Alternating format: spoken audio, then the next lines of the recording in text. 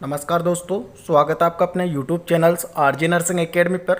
Friends, आज बात करने वाले एम्स नॉरसेट से रिलेटेड MCQ प्लस आपके इसमें इमेज बेस्ड क्वेश्चंस भी होने वाले, मतलब कंबाइंड में मिक्स ये पेपर बनाया गया है। तो इम्पोर्टेंट है एम्स नॉरसेट से रिलेटेड, और जो भी अदर एम्स के एग्ज़ाम होने वाले हैं उनसे रिलेटेड बहुत इंपॉर्टेंट है। क्लास सेकंड के बारे में बात करेंगे।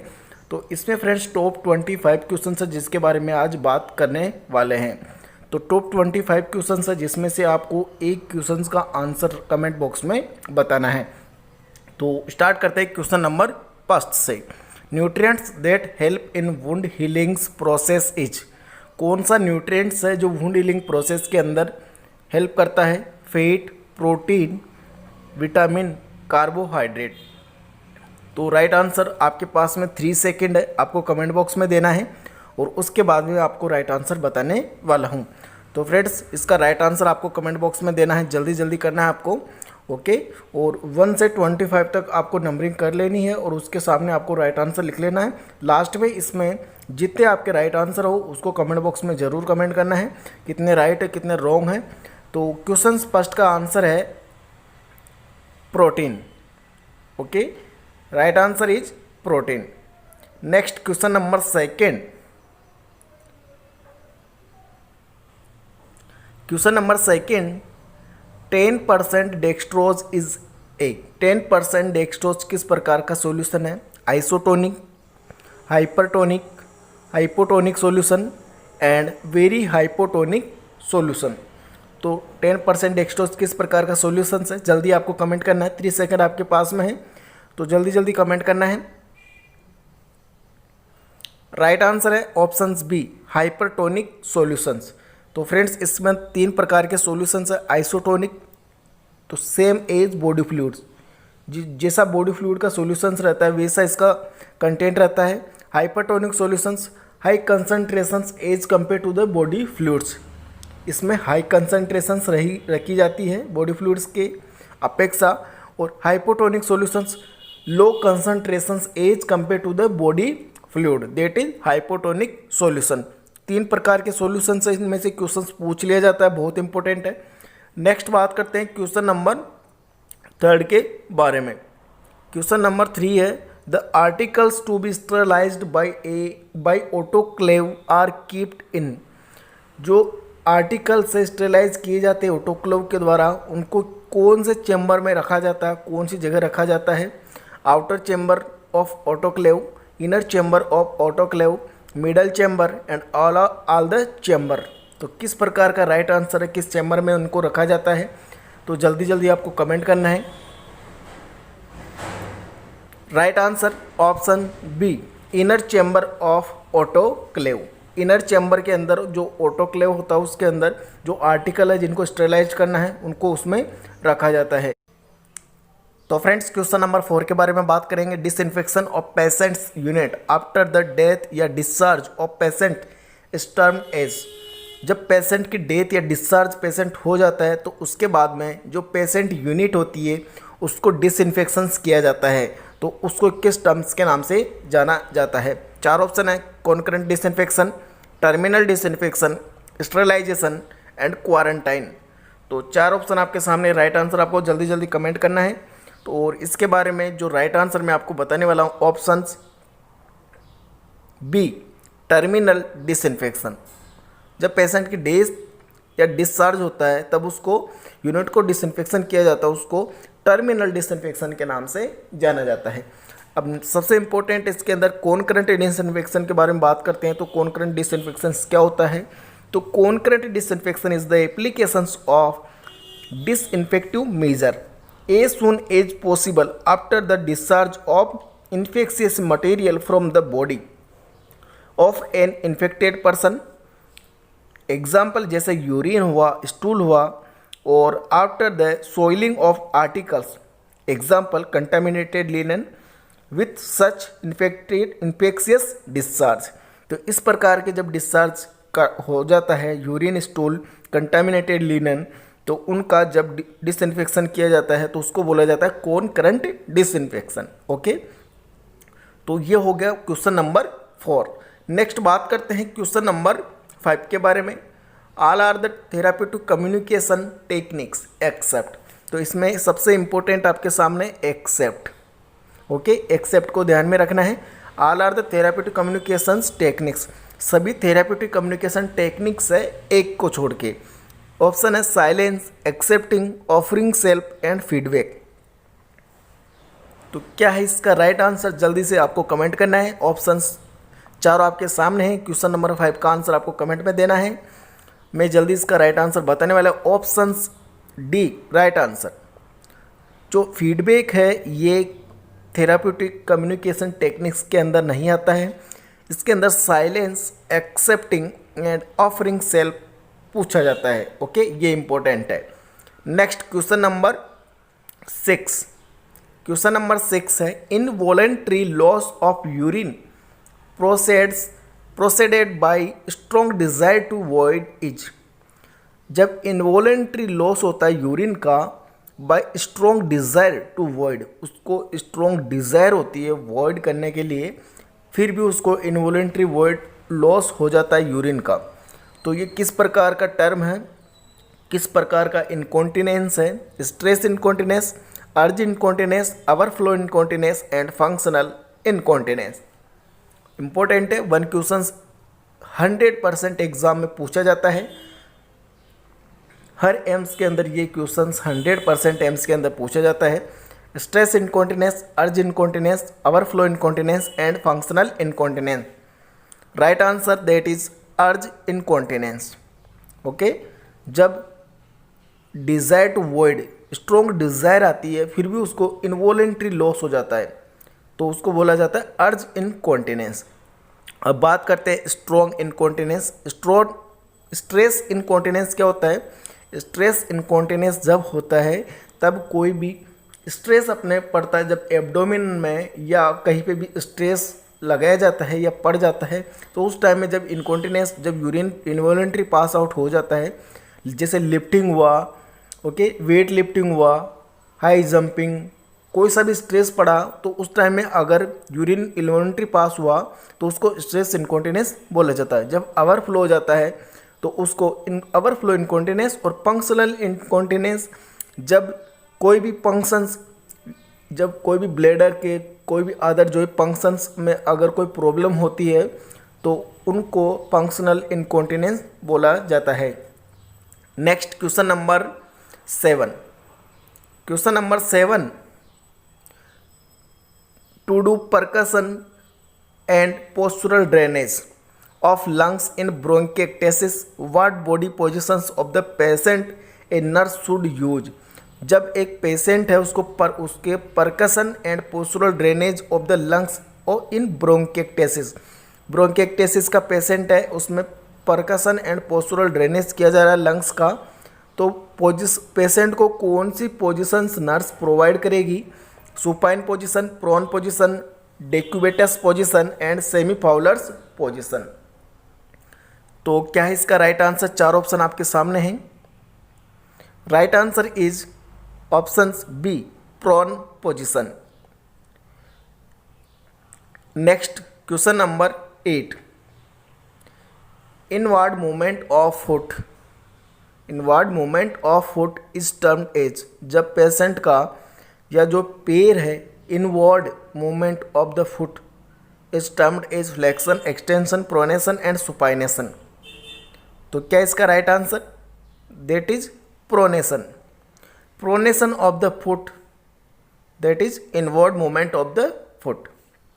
फ्लेक्शन आपको पता है, जब बॉडी से दूर से पास में हैंड को लेके आते हैं, ओके, अपने कंधे के साइड में, तो उसको फ्लेक्शन, एक्सटेंशन जब वापस लेके जाते हैं उसको एक्सटेंशन बोला जाता है। Supination, hand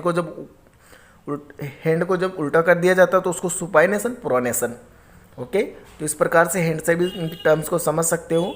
next question number 9, above what temperatures the term hyper pyrexia is use?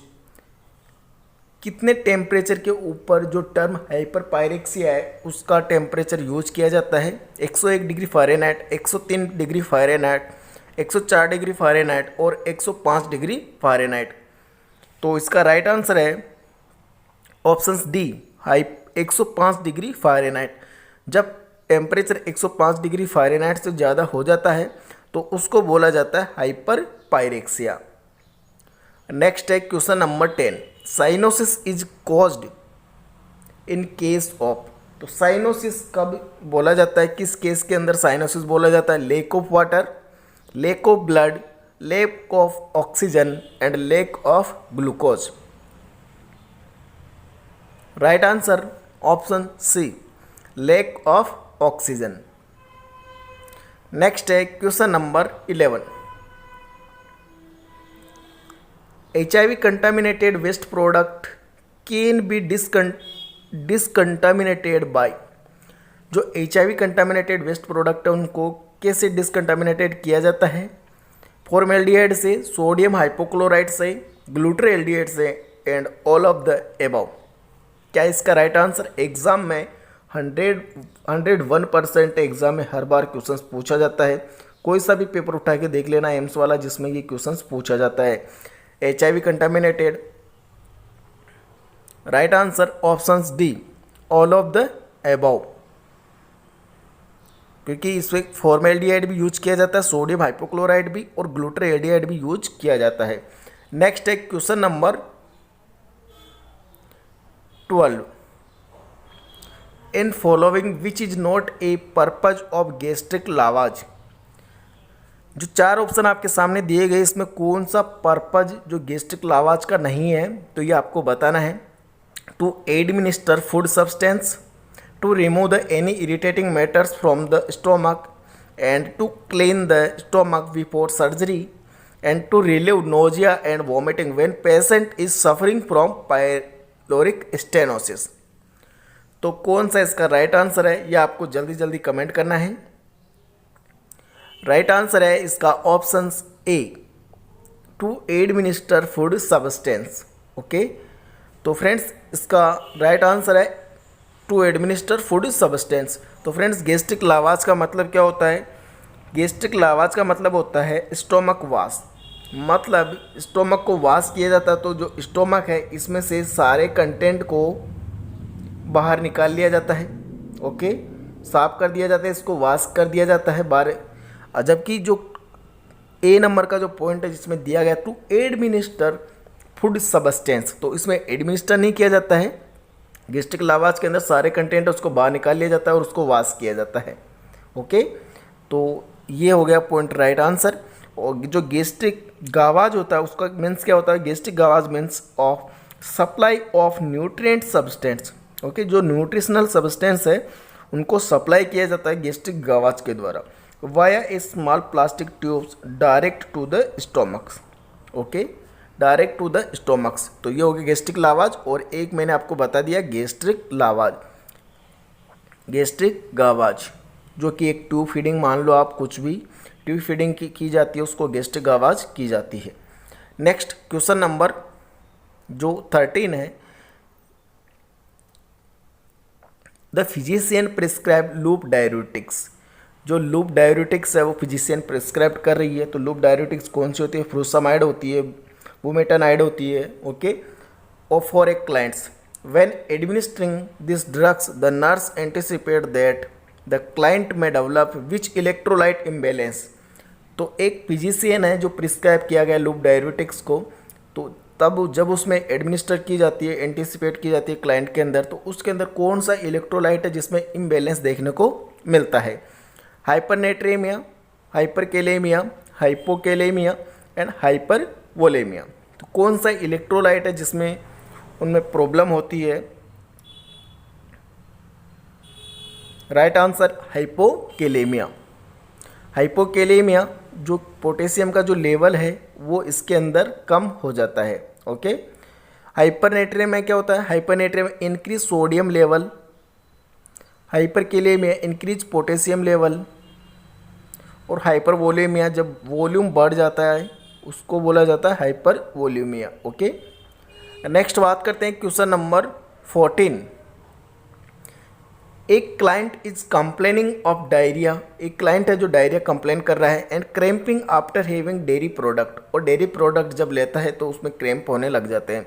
Most probable diagnosis will be, तो कौन सा डायग्नोसिस है जो उसमें मोस्ट प्रोबेबल देखने को मिलता है? Coeliac disease, irritable bowel syndrome, lactose intolerance and cystic fibrosis. Cystic fibrosis तो कौन सा है जो उसमें देखने को मिलता है? तो ये आपको जल्दी जल्दी कमेंट करना है।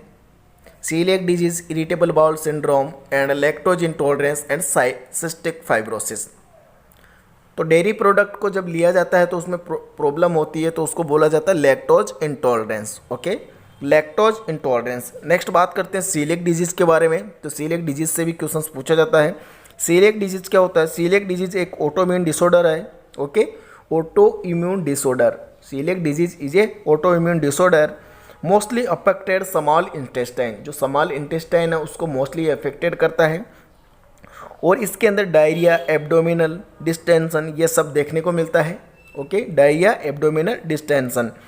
और next, caused by reaction to gluten, और ये कैसे कोज होता है? जो ग्लूटीन होता है, जो कि एक प्रोटीन होता है, व्हीट प्रोटीन होता है, उसमें जब रिएक्शन होती है तब ये होता है। ओके, क्योंकि इसमें व्हीट, जो गेहूं होते हैं, व्हीट एलर्जी, इसमें व्हीट एलर्जी होती है इस पेशेंट में, जिसको सीलियक डिजीज़ होती है। और इसके अंदर ट्रीटमेंट सबसे इम्पोर्टेंट क्या है? Life long gluten free diet इसको प्रोवाइड की जाती है। जो सीलियक डिजीज़ का जो पेशेंट है उसको life long gluten free diet provide की जाती है। ओके, उसको लाइफ टाइम में ग्लूटेन फ्री डाइट लेना पड़ेगा। नेक्स्ट है irritable bowel syndrome. Irritable bowel syndrome क्या होता है? Irritable bowel syndrome is intestinal disorder. ये एक इंटेस्टाइनल डिसऑर्डर है, caused pain in the stomachs, wound, diarrhoea and constipation. Okay, ये इसमें देखने को मिलता है। लैक्टोज इंटॉलरेंस, जो कि डेयरी प्रोडक्ट्स की वजह से उसमें क्रैम्प या जो डायरिया होने लग जाते हैं उसको लैक्टोज इंटॉलरेंस बोला जाता है। जैसे इसमें लैक्टोज से प्रॉब्लम रहती है, एलर्जी रहती है, लाइफ लॉन्ग उसको लैक्टोज प्रोवाइड नहीं किया जाता, मतलब मिल्क या डेयरी प्रोडक्ट सारे उसको अवॉइड किया जाते हैं। नेक्स्ट बात करते हैं cystic fibrosis. Cystic fibrosis an inherited life threatening disorder, एक लाइफ थ्रेटनिंग डिसऑर्डर है that damage the lungs and digestive system. ये लंग्स और डाइजेस्टिव जो सिस्टम है उसको अफेक्ट करता है, डैमेज करता है। If affect the cell that produce mucus, जब ये सेल को अफेक्ट करता है, कौन से सेल को? दे जो प्रोड्यूस करती है म्यूकस, स्वेट, डाइजेस्टिव जूस, ये उन सेल को अफेक्ट करता है जो mucus, sweat and digestive juice produce करती है। सिस्टिक फाइब्रोसिस के अंदर it cause this fluid to become thick and sticky, जब वो उन mucus, sweat and digestive juice को अफेक्ट करता है तो वो थिक और स्टिकी हो जाते हैं। दे देन प्लग अप ट्यूब्स, और वो जो प्लग बन जाते हैं वो ट्यूब के अंदर, डक्ट के अंदर और पासेज वे के अंदर उसको ब्लॉक कर देते हैं। तो ये होता है सिस्टिक फाइब्रोसिस, जो कि लंग्स और डाइजेस्टिव जो सिस्टम है उसको अफेक्ट करता है। ओके, तो क्वेश्चन नंबर 14 आपको समझ में आ गया होगा। फिर भी नेक्स्ट बात करते हैं question number 50। Question number 15, patient with which of the following disease condition often get relief through the complementary therapies. तो कौन सी डिजीज़ है जिससे कॉम्प्लीमेंट्री थेरेपी के द्वारा उसको रिलीफ प्रोवाइड किया जाता है? Ulcer, chronic pain and arthritis, myocardial infraction and diabetes. तो कौन सी ऐसी डिजीज़ है जिससे कॉम्प्लीमेंट्री जो थेरेपीज़ होती है उससे उनको रिलीफ प्रोवाइड किया जाता है? तो इसका जो राइट आंसर है वो है option B, chronic pain and arthritis वाले जो पेशेंट है उनको कॉम्प्लीमेंट्री थेरेपी से रिलीफ प्रोवाइड किया जाता है। Okay, next question number 16। Question number 16 है haemoglobin value in the female is. तो फीमेल के अंदर हीमोग्लोबिन वैल्यू क्या देखने को मिलती है? ये चार ऑप्शन आपके सामने हैं, तो इसको जल्दी से जल्दी देखना है आपको और राइट आंसर आपको कमेंट बॉक्स में बताना है।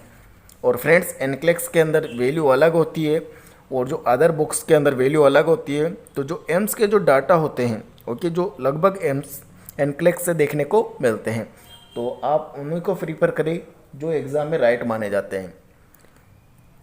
तो right answer option B, 11.5 to 16.5 gram पर 100 ml, ये फीमेल के अंदर हीमोग्लोबिन वैल्यू होती है। नेक्स्ट बात करते हैं जो इम्पोर्टेंट, अगर आपको इस क्वेश्चंस में डाउट लगे तो आप कमेंट बॉक्स में ज़रूर कमेंट करें, फिर भी मैं इसका बता देता हूँ। जो हीमोग्लोबिन है वो 12 से 16 ग्राम पर डेसीलीटर फीमेल के अंदर देखने को मिलता है। ये एक बुक्स के अंदर दिया गया है, 12 से 16 ग्राम पर डेसीलीटर ये फीमेल के अंदर देखने को मिलता है। और जो मेल के अंदर हीमोग्लोबिन देखने को मिलता है वो होता है 14 से 18 ग्राम पर डेसीलीटर। ओके, 14 से 18 ग्राम पर डेसीलीटर ये देखने को मिलता है मेल के अंदर। और ऐसे अगर पॉइंट में पूछा जाए तो ये वाला इसका राइट आंसर हो जाएगा। नेक्स्ट बात करते हैं question number 70। Commonly use site for taking pulse is, कौन सी साइट है ऐसी जो कॉमनली यूज की जाती है पल्स चेक करने के लिए? Leg, wrist, forehead and neck. Right answer options B, wrist. Next बात करते हैं question number 18। Abbreviation stat means, तो स्टेट का मीन्स, एब्रिएशन जो स्टेट है इसका मीन्स क्या होता है? When required, if necessary, in emergency, at once and at the bed time. तो इसका आंसर आपको कमेंट बॉक्स में देना है। ये क्वेश्चन नंबर 18 है जो आपके लिए पूछा गया है। क्वेश्चन सब बहुत ही इंपॉर्टेंट है, एग्जाम में पूछ लिया जाता है, तो इसका आंसर आपको कमेंट्स बॉक्स में देना है। नेक्स्ट बात करते हैं क्वेश्चन नंबर 19 के बारे में। So administration of NG feed help to reduce flatulence, distension, regurgitation and indigestion. जो स्लो एडमिनिस्ट्रेशन किया जाता है एनजी फीड के द्वारा, तो वो किस प्रकार की हेल्प करता है रिड्यूस करने के लिए? राइट आंसर है option C, regurgitation. Okay, next है क्वेश्चन नंबर 20 जो बहुत इंपॉर्टेंट है।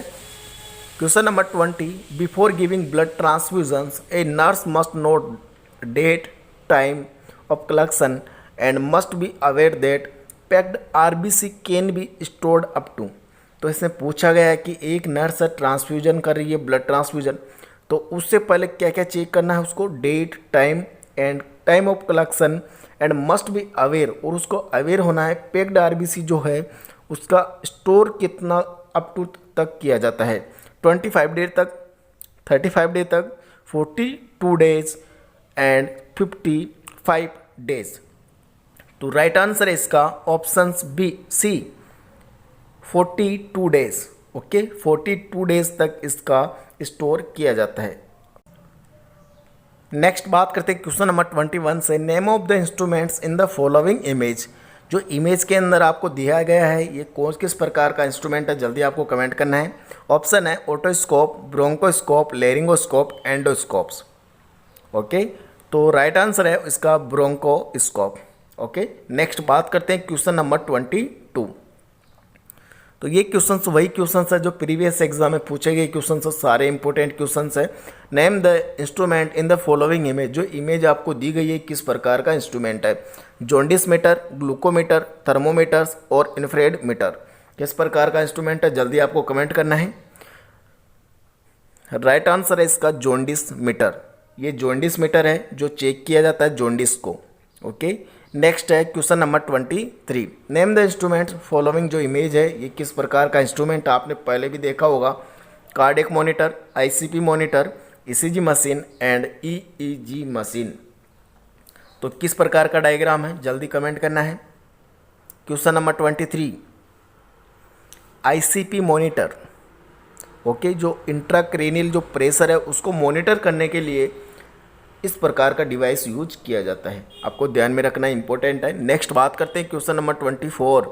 Name the instrument in the following image. जो इमेज दी गई है ये एम्स जोधपुर के अंदर प्लस एम्स जो दिल्ली है, ओके, जोधपुर के अंदर और एम्स दिल्ली के अंदर भी ये क्वेश्चंस पूछा गया है। 3 से 4 बार क्वेश्चंस पूछा गया है, बहुत इंपॉर्टेंट है।